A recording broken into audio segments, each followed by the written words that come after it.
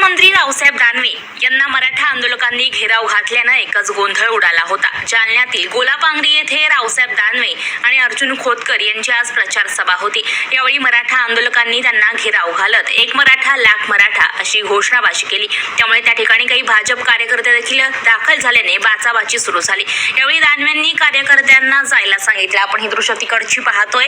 Shooting करायला देखील दानवेंनी मज्जाव केलाय। दरम्यान काही वेळानं दानवे यांनी मराठा आंदोलकांची समजूत काढत सभा सुरू केलेली आहे।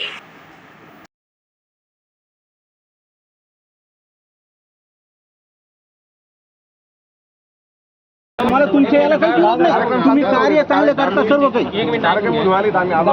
आम्हाला तुमच्याबद्दल राग नाही, काही गेल्या पंचायत तुम्हाला मतदान केलं। आम्ही 25 वर्षापासून तुम्हाला मतदान करतो। फक्त आता आमची काही अडचण नाही। तुम्ही भाषण करा।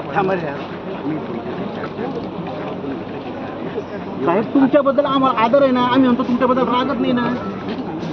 हे तुमचा कार्यकर्ता नका घेऊ इकडे।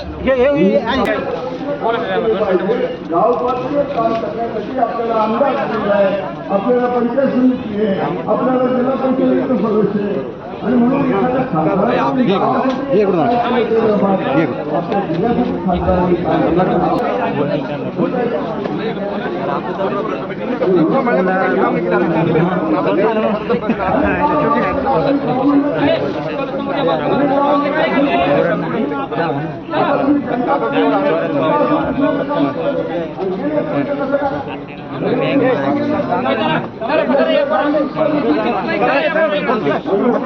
आमचं काही नाही, गावात